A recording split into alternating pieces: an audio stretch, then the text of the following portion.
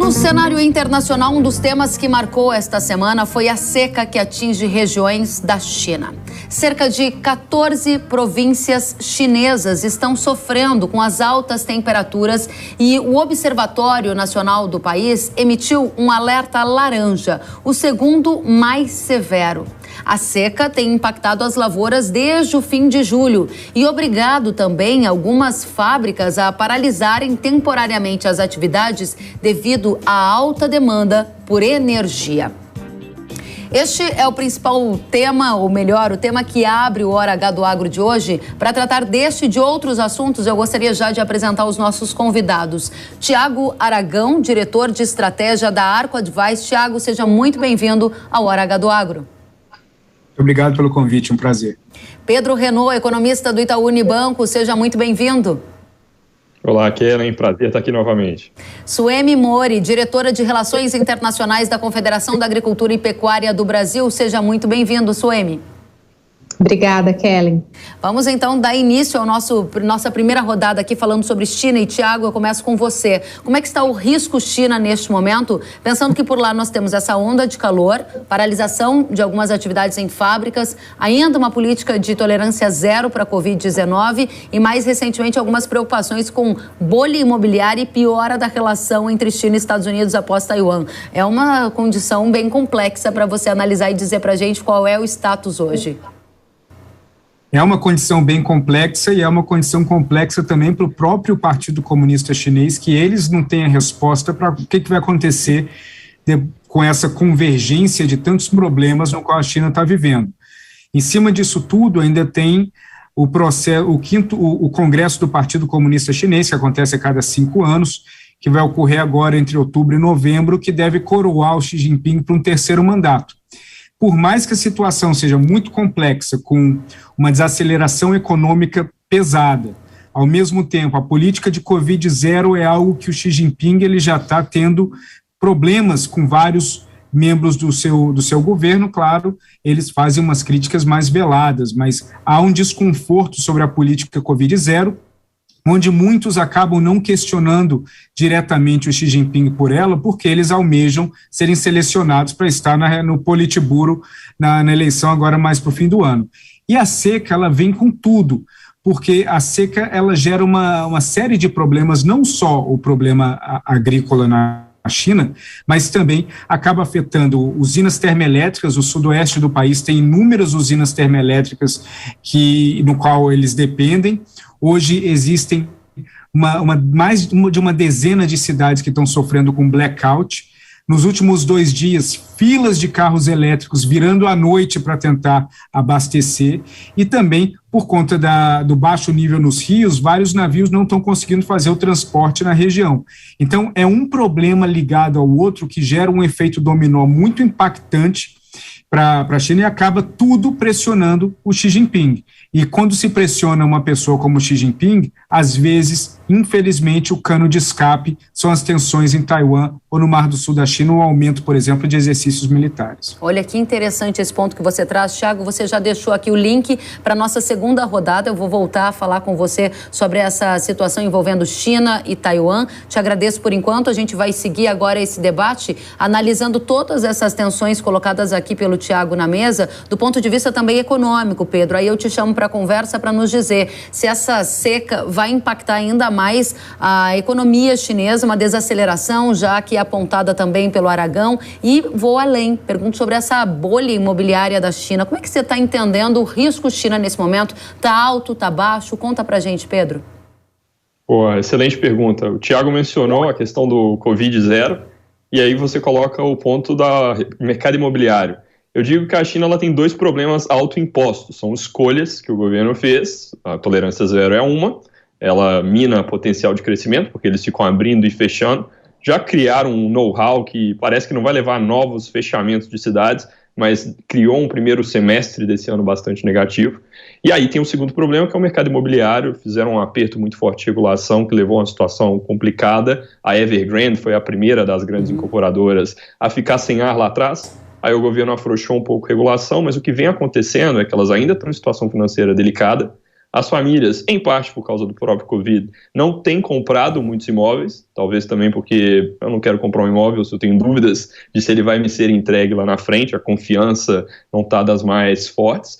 E aí você tem uma dinâmica onde a economia ela tem falhado em pegar no tranco. A primeira metade do ano foi ruim, por causa de lockdowns. A segunda metade do ano, por enquanto, não está mostrando nada brilhante. A China tinha uma meta de crescer 5,5% nesse ano, eles vão crescer mais para perto de 3,2% na nossa projeção, com viés de baixa pela questão da seca. Essa não é uma escolha, no entanto, ela tem efeitos que poderiam ter sido mitigados com algum tipo de planejamento olhando mais para menor dependência de alguns modais energéticos. O fato é que na hora da emergência não tem muito para onde correr. A economia chinesa é base da indústria global, a gente já viu nos últimos anos o que acontece na hora que as coisas param por lá, e a gente está suscetível a um novo choque desses, tá? Com uma diferença que seria a China vai parar, talvez, enquanto o resto do mundo não está no mesmo ciclo, não vai ser um choque tão global, é um negócio um pouco mais regional. E com outro ponto, a China vai talvez fornecer menos produtos em um contexto de economia global que já tem demanda em queda, então a pressão inflacionária vindo daí pode ser menor. Por outro lado, é um novo choque em cima de uma economia que já está toda desorganizada, né? A gente vem de anos de choques, no final das contas está virando quase que o padrão, pandemia, guerra, agora questões climáticas bastante complicadas. Então é um quadro onde o investidor, as empresas, a pessoa física, de fato precisam tomar bastante cautela aqui. Muito interessante os pontos que você coloca sobre esse choque, né, na economia chinesa, que já vem de um abalo no primeiro semestre, inclusive uma revisão no potencial de crescimento com viés de baixa apontado pelo Pedro. Obrigada, Pedro. Por enquanto, a gente vai avançar nessa discussão que está muito interessante, avançando e afunilando um pouquinho mais. Começamos pelo macro geopolítico, avançamos para os efeitos econômicos esperados de contágio na economia global, e agora a gente vai para o setor agrícola, agropecuário, que a Suemi lidera na CNA, essas relações internacionais. A CNA acredita que essa seca que atinge as lavouras da China, mas todos esses elementos colocados aqui, pode elevar a demanda por produtos agrícolas do Brasil? Como é que vocês estão analisando esse momento que a China passa e os efeitos de contágio para o Brasil, já que a China é o nosso principal parceiro comercial? Suemi? Kellen, assim, a China é um gigante e qualquer movimento que ela faz impacta no mundo inteiro, não só no Brasil, né? Essa questão da seca, essa região, por exemplo, que está mais afetada, ela é responsável por 70% da produção chinesa de arroz. E é uma região que produz de tudo, soja, vegetais, trigo, milho. Então, assim, os especialistas, o que a gente tem acompanhado é que a principal preocupação é com relação ao arroz, e com relação ao milho. O Brasil não é um dos principais exportadores de arroz não figura entre os principais exportadores de arroz para a China, pelo tipo de arroz que a gente vende, também pela questão logística. Então, os países mais próximos, Índia, Paquistão e Vietnã, são os principais fornecedores de arroz para a China. E, enfim, com esse abalo tão grande, sendo uma região tão importante para a produção de arroz, pode ter algum movimento internacional no mercado internacional por causa disso. Apesar de que a China tem uma política de segurança alimentar muito rígida e o governo tem dito que para os alimentos básicos e fundamentais, eles têm, no arroz, por exemplo, eles soltaram dados dizendo que 95% já estaria garantido. Mas, enfim, diante dessa realidade, a gente não sabe, tem que esperar um pouquinho mais para ver o que efetivamente vai ser colhido, para ver o impacto disso. Com relação ao milho, a China importa muito dos Estados Unidos, é o primeiro exportador, e da Ucrânia, e o Brasil agora está começando, foi habilitado recentemente para exportação de milho. Então, assim, pode ser que haja a gente consiga ver um aumento, enfim, uma coisa favorável, um cenário favorável à questão da exportação de milho brasileiro para a China, em função do impacto negativo que está tendo a questão da seca na região. Interessantíssimo. Gente, excelente primeira rodada aqui do nosso painel. A gente vai avançar agora. Suemi, eu te agradeço por enquanto, agradeço aos nossos convidados e vamos adiante.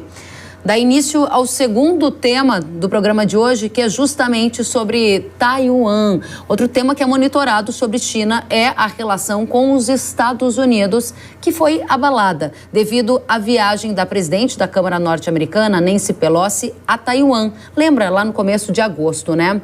No início da semana, o governador de Indiana, nos Estados Unidos, esteve em Taiwan, marcando a terceira visita de um representante do país à ilha neste mês. E na quinta-feira, uma parlamentar dos Estados Unidos também viajou até a ilha.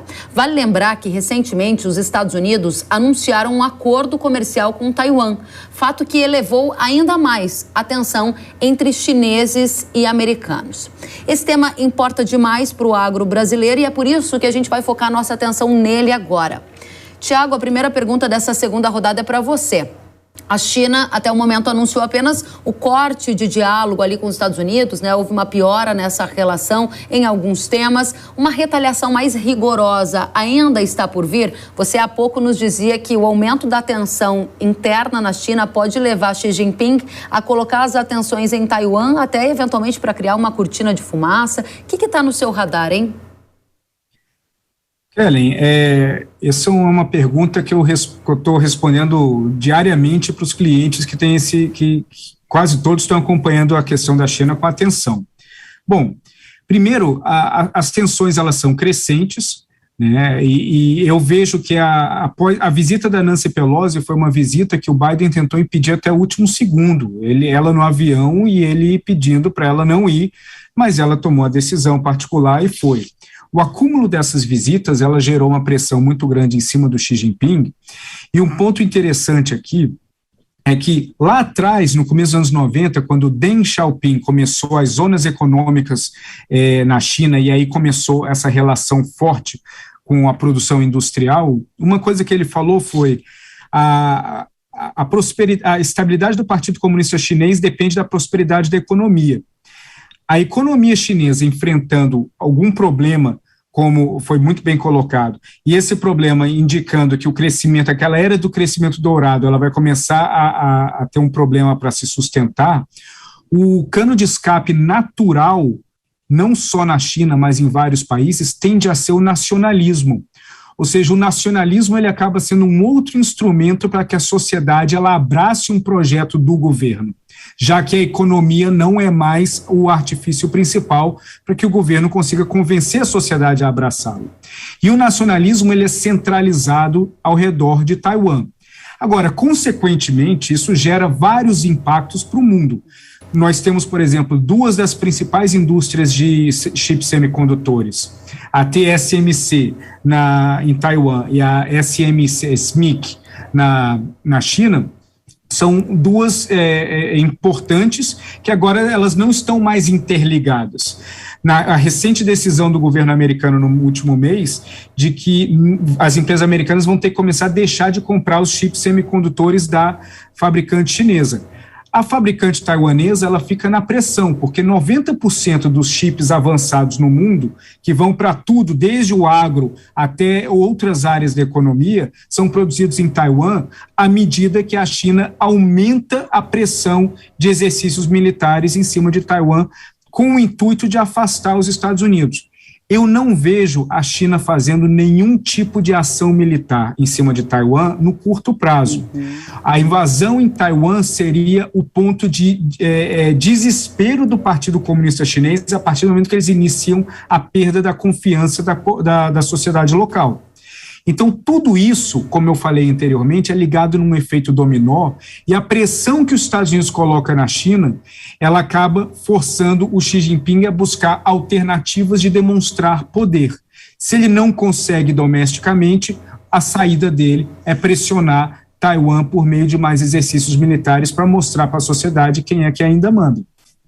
Muito interessante, Tiago. A gente gosta muito de ouvir esses aspectos porque isso nos interessa demais. China, parceiro comercial estratégico do Brasil, Estados Unidos também. E, ao mesmo tempo, Estados Unidos, um grande concorrente no mercado agrícola. A piora da relação entre Estados Unidos e China é algo que a gente vai acompanhando cada vez mais de perto. O Tiago acabou de nos dizer que as tensões são crescentes à medida que se acumulam essas visitas, né, dos norte-americanos lá em Taiwan. Há um aumento de tensões e a gente vai continuar monitorando isso de perto. Obrigada Obrigada, Tiago. Aí a gente vai para você, Pedro, para saber que tipo de risco ou oportunidade econômica para o Brasil e para o mundo há à medida que há uma piora na relação entre Estados Unidos e China. Se você concorda que há uma piora, né, diante dessa situação de Taiwan, Pedro? Bom, acho que a primeira coisa que vem na cabeça de todo mundo na hora que se fala de pior relação Estados Unidos e China é: vai voltar a guerra comercial? Que, na verdade, nunca acabou, né? Ela teve uma pausa, outros assuntos ganharam prioridade, mas depois que o Joe Biden virou presidente, ele, inclusive, não reverteu nada do que o presidente Trump fez lá atrás, das medidas de protecionismo nos Estados Unidos. A resposta curta, a gente acha que não volta a se intensificar, tá? Por quê? Pelo contrário, recentemente o Biden estava tentando cortar impostos de importação da China, de produtos chineses nos Estados Unidos, para trazer a inflação para baixo. Então ele não tem interesse de parar de comprar da China e pressionar preços para cima por ter menor oferta. A China não quer parar de vender para os Estados Unidos ou ter uma piora na sua relação comercial com esse que é um país importante, porque eles já estão com dificuldades de crescimento, eles não precisam buscar mais uma, né? Você tem as questões de segurança alimentar, não necessariamente seria a melhor opção agora parar de comprar de alguém, né, colocar uma potencial fonte fora do mercado. Então, concordo com o Tiago que essas coisas elas são talvez mais ruído do que ao que vai levar a ações concretas. Vamos lembrar que, falando aqui de agro no Brasil, se a China para de comprar produtos americanos, a gente pode se beneficiar no curto prazo. Guerra comercial entre Estados Unidos e China, briga entre gigantes, no final todo mundo se machuca, tá? A economia global ela sai pior desse tipo de evento, que a gente acha que não se reforça, mas de qualquer forma poderia trazer aqui uma alegria de curto prazo, lá na frente uma dor de cabeça maior com um mundo mais fraco. Comentário rápido, bem recente, é uma notícia no Wall Street Journal que a China e os Estados Unidos estão conversando, negócio super técnico ali, mas de permitir a auditoria de companhias chinesas listadas em Hong Kong pelos Estados Unidos. De novo, super técnico, mas mostra que eles não pararam de conversar, que ainda tem algum nível de diálogo ali, não estão entrando numa guerra fria entre os dois países, e Taiwan parece ter sido mais barulho, de fato, do que um divisor de águas. Interessante, Pedro, muito interessante. Então, o Pedro está aqui dizendo para a gente que uma guerra comercial intensa não é algo que ele vê neste momento, em função de todos esses aspectos, né? Seja essa crise alimentar ao redor do mundo, sejam esses fatores agora que você usou um exemplo técnico para mostrar que não houve um corte total de diálogo entre essas duas nações. Muito bom ouvir você também, Pedro. Agora eu vou trocar aqui e vou direto para a Suemi. Suemi, diga para a gente, na CNA, vocês estão estudando todos os dias essa geopolítica, afinal de contas o agro é um dos setores mais internacionalizados da economia brasileira. Você acredita que a China vai aumentar a compra de produtos do Brasil, diminuir dos Estados Unidos por conta desse conflito, ou está em linha com o que o Pedro falou, não acredita que isso vai acontecer no momento? Quais são os cenários que vocês traçaram a partir desse barulho todo vindo de Taiwan? Kellen, a China é muito pragmática do ponto de vista comercial. Então, assim, ela tem toda essa questão do que foi colocado, da questão do nacionalismo, o que Taiwan representa em termos históricos e tudo. Mas do ponto de vista comercial, eu não consigo ver, a gente não está prevendo nenhum corte brusco na relação entre os Estados Unidos e a China. O que acontece é que a China regula o seu mercado. Então, às vezes, ela fecha para algum produto de algum país, pensando na sua economia interna, pensando no seu produtor, no preço do seu produto, na renda do produtor.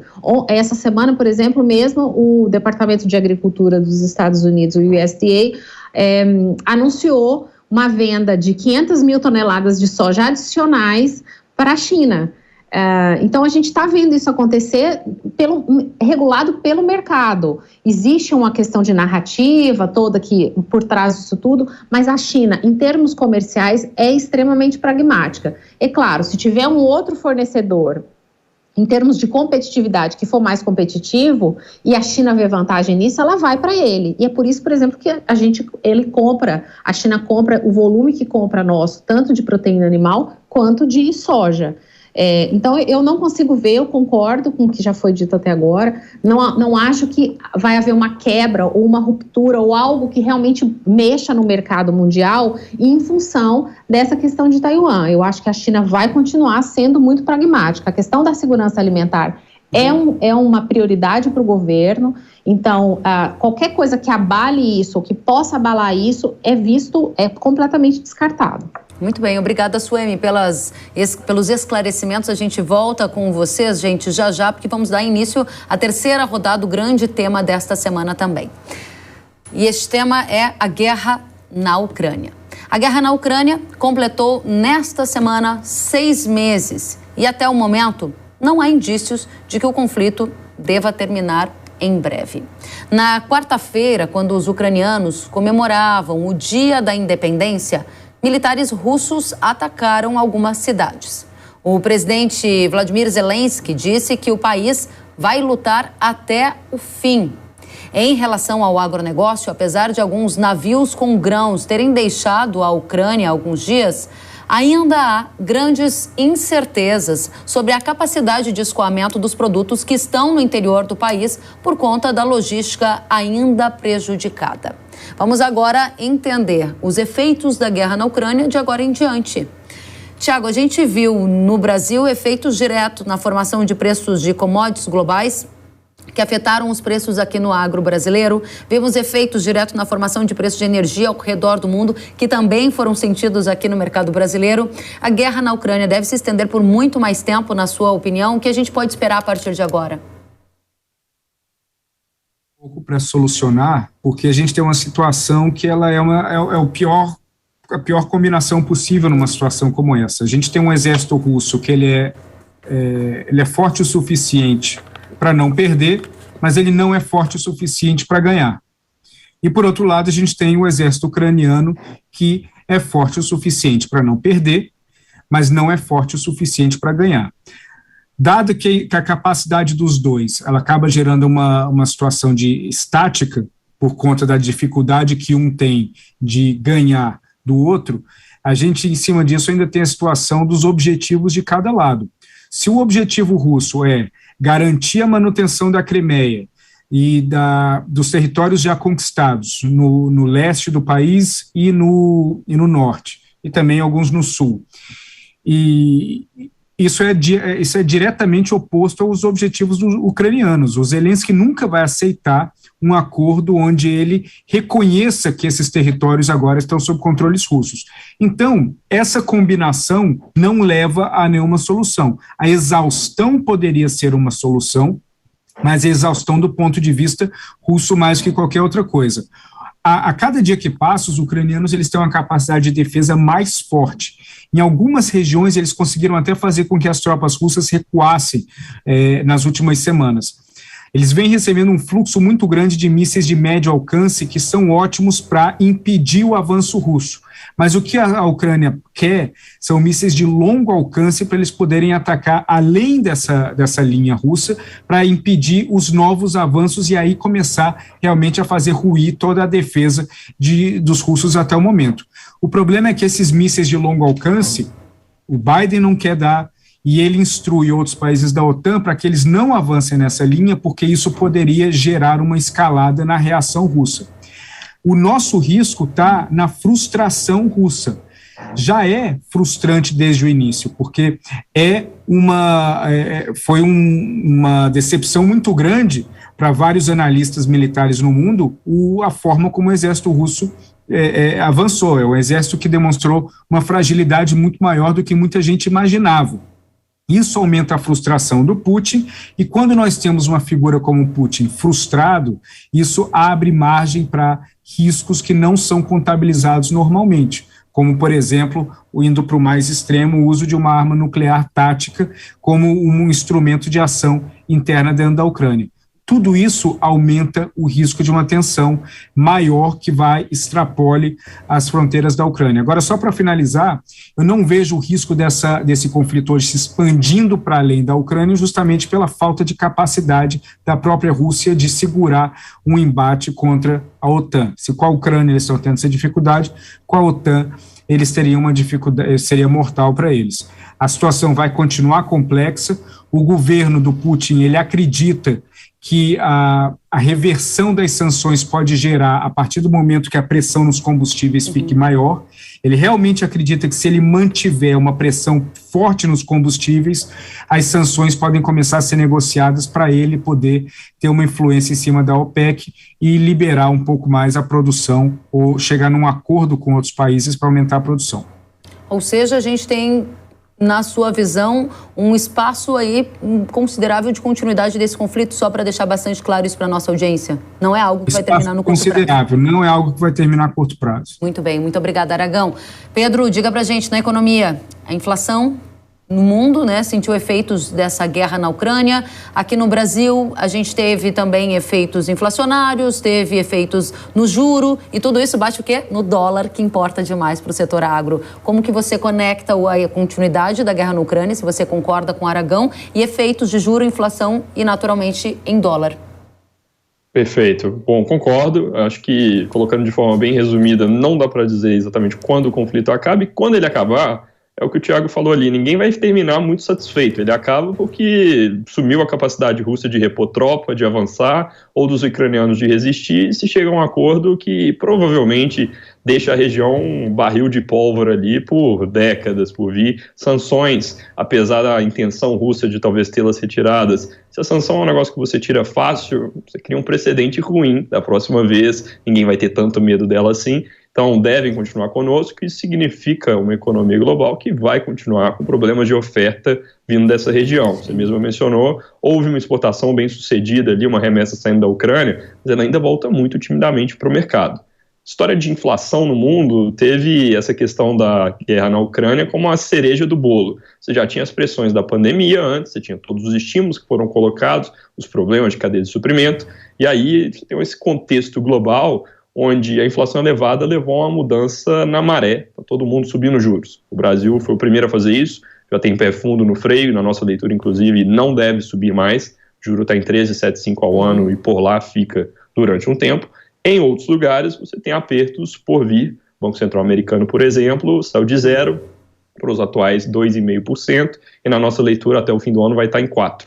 Na hora que você tem juros subindo na principal economia global, percebida como livre de risco, você tem fluxos que mudam, porque a atratividade do investimento ela se altera. Isso significaria força para o dólar. Tá? Dando um passo atrás, só para terminar esse ponto de inflação, na hora que os juros estão subindo, a intenção é exatamente trazer a inflação para baixo, trazendo demanda para níveis menores.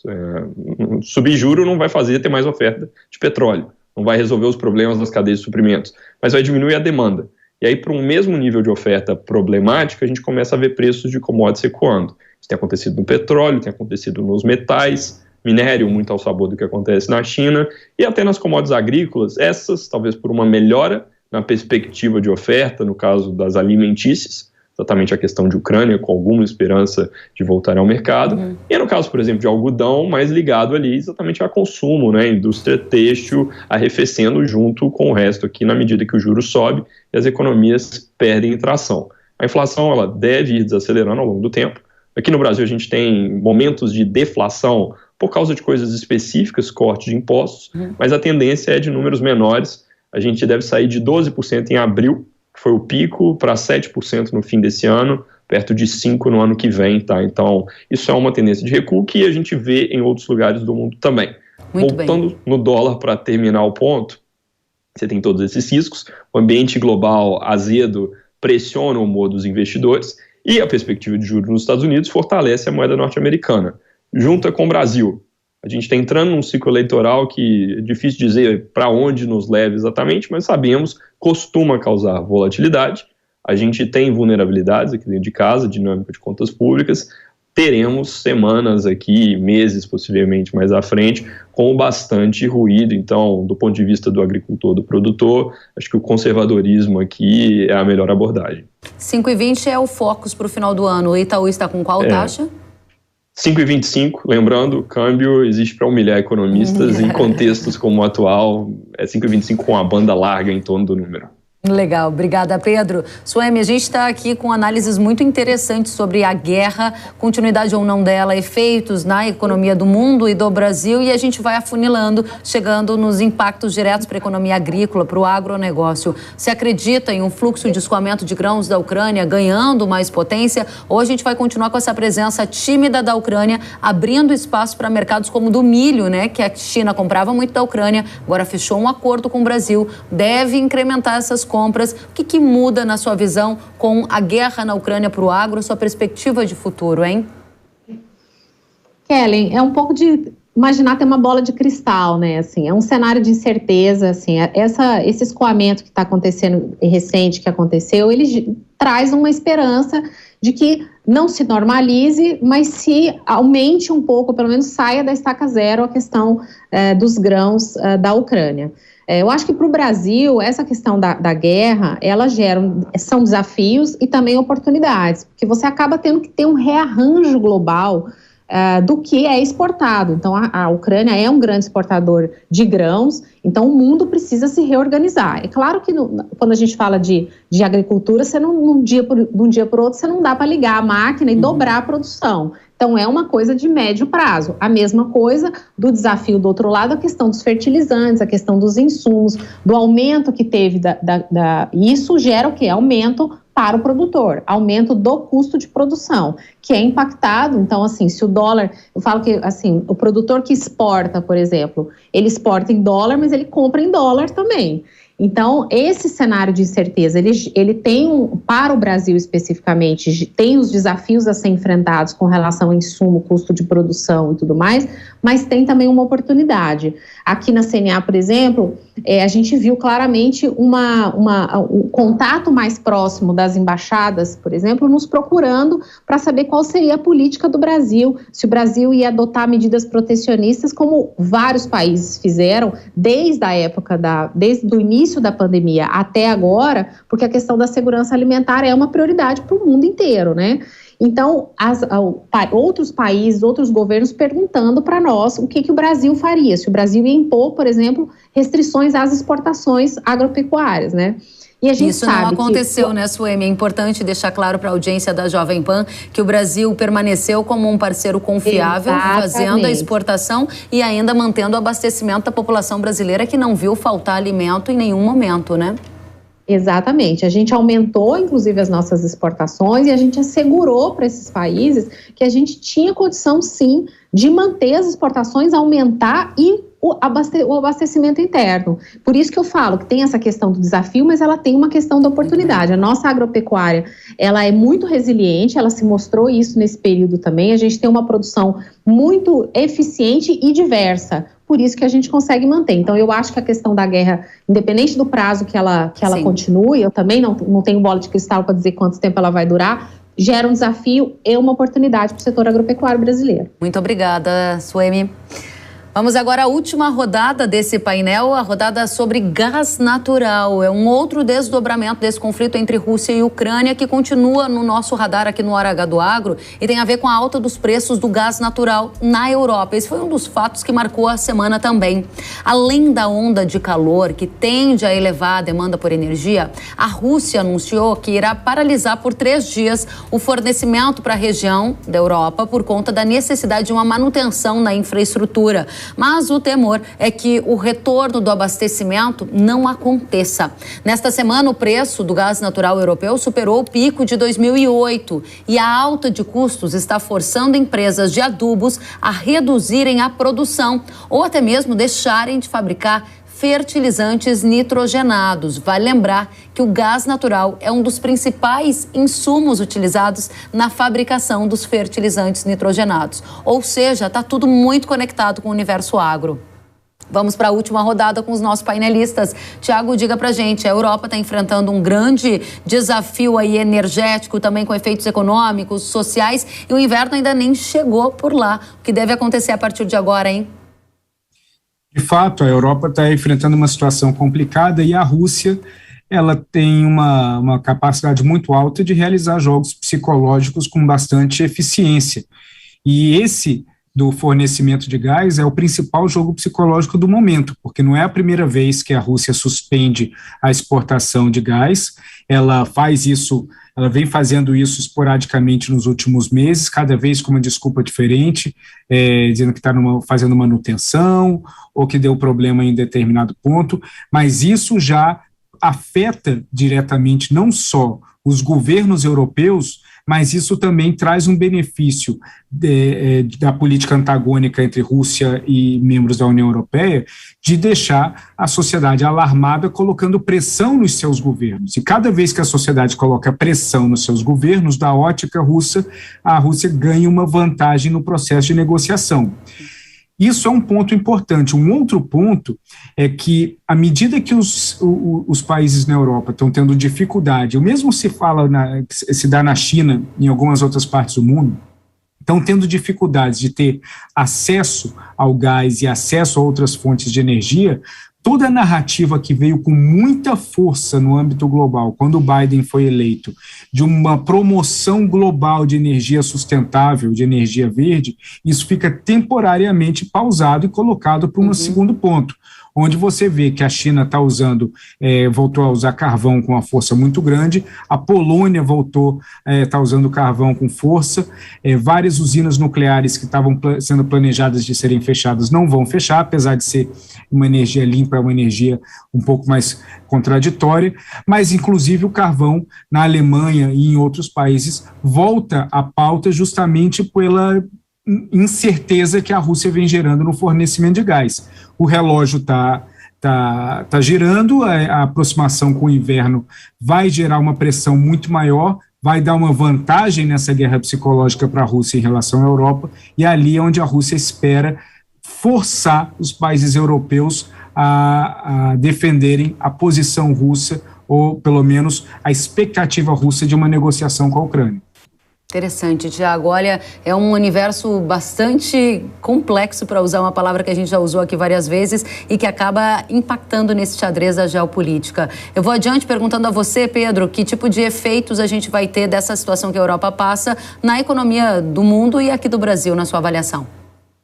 Perfeito. Bom, começando pela economia da Europa, eles vão entrar em recessão. Muito tem se falado de uma recessão global, e assim, o mundo vai desacelerar, mas no geral ele deve ter crescimento fraco, não negativo nesse ano, no ano que vem. Na casa dos 2%. Quando a gente lê recessão, a gente às vezes vai pensar -1, -2. No mundo crescer abaixo de 3%, como tem, por exemplo, a China, que tipicamente puxa muito para cima, isso já é fraco, o mercado já trata como uma recessão global, por assim dizer. Agora, a Europa vai ter recessão de verdade. Nesse ano, eles terminam ainda bem, porque a primeira metade foi forte, teve impulso de turismo, mas no quarto trimestre chega o inverno, vão entrar em racionamento. Quem mais sofre é a Alemanha, Itália, mas outros países vão ter problemas também. No ano que vem a gente está falando de crescimento negativo, de fato, na Europa, -0,5% na nossa projeção, com risco de ser, inclusive, pior. A Europa é muito importante no fornecimento de uma série de produtos, você mencionou muito bem os fertilizantes. Agora, eles são menos, vamos dizer, hegemônicos na economia internacional do que, por exemplo, a China. Então, eu não anteciparia aqui um impacto tão grande como foi crise econômica na China, a paralisação, como seria aqui, vamos supor, se a China tenha que fazer racionamentos de energia intensos, como é risco, porque eles não conseguem gerar nas hidrelétricas com a seca, tá? É um choque que ele piora, obviamente, a condição de oferta de alguns produtos. Eu diria, em um contexto de economia global desacelerando, e ele até reforça isso, eu não vejo uma inflação muito grande vindo dali. Pensando em setores, óbvio, você pode ter desafios maiores, e no agro, pela questão do fertilizante, você tem um ponto de atenção importante, né? E como você mencionou, produção de fertilizante, ela é muito intensiva em energia, muito intensiva em gás. Em gás natural, é verdade. Aí a gente passa para você, Suemi, dizer para a gente se há um risco para a safra 22-23. Nessa semana, eu inclusive vi de consultorias privadas que algumas empresas aqui no Brasil tiraram a lista de preço de fertilizantes nitrogenados. Isso porque com a paralisação das atividades de algumas empresas na Europa, começa a ficar um pouco mais difícil precificar essa alta do gás natural. Há um risco que está sendo monitorado pela CNA, ou com a importação recorde de fertilizantes que a gente teve no primeiro semestre, você acha que a gente está com um cenário confortável que se estende até a segunda safra de 22-23? Kellen, a gente não está prevendo uma falta, um desabastecimento. O que vai acontecer, e a gente já está vendo isso, é o aumento do preço. E isso impacta no custo total da produção. Então, como você mesmo falou, a gente viu aí a compra e importação recorde que teve. Então, assim, o medo que se tinha no começo do ano era que se ia ter ou não ia ter desabastecimento aqui para a safra, mas, de fato, a gente nunca imaginou aqui na CNA que fosse faltar. A nossa preocupação era com relação ao custo ao produtor. Quanto que isso ia impactar no custo de produção. Isso que você falou, por exemplo, da retirada do preço, é porque o preço cresce, sobe, não tem mais controle. Então, assim, vai faltar? A gente não acredita que vai faltar. Mas que valor que ele vai ser comprado, essa que é a grande questão. Essa questão dos fertilizantes foi muito falada, né? Assim de novo, a gente não consegue do dia para a noite o Brasil aumentar a sua produção, porque não é assim que acontece, mas pelo menos isso gerou um movimento, acelerou um movimento que já vinha em discussão aqui no Brasil, que é a fragilidade que tem na cadeia a gente importar mais de 85%, sendo o Brasil o terceiro maior exportador de alimentos do mundo, com o maior exportador líquido de alimentos do mundo. Então, isso acelerou essa discussão interna com relação a gente diminuir a nossa dependência externa e aumentar a produção interna. Mas, objetivamente, a gente não imagina que vai faltar, mas vai impactar no custo. Abastecimento, mas de preço, né? Gente, eu quero agradecer a vocês. Que painel brilhante, né? Uma semana cheia de fatos na geopolítica, na economia, no agronegócio, e com um time desse fica muito mais interessante para a nossa audiência se informar. Quero agradecer demais a você, Tiago Aragão, diretor de estratégia da Arco Advice. Volte sempre ao RH do Agro, você é muito bem-vindo. Muito obrigado, um prazer. E um abraço a todos que acompanham. Até a próxima. Pedro Renaud, economista do Itaú Unibanco, uma satisfação ouvi-lo, volte sempre. Obrigado, Kellen, Tiago, Suemi, prazer estar aqui com vocês, até a próxima. Da mesma forma, Suemi Mori, diretora de Relações Internacionais da CNA, volte mais vezes, foi muito bom ouvir as suas análises. Obrigada, Kellen, a CNA está super à disposição, agradeço o convite. Até a próxima, gente. Nesta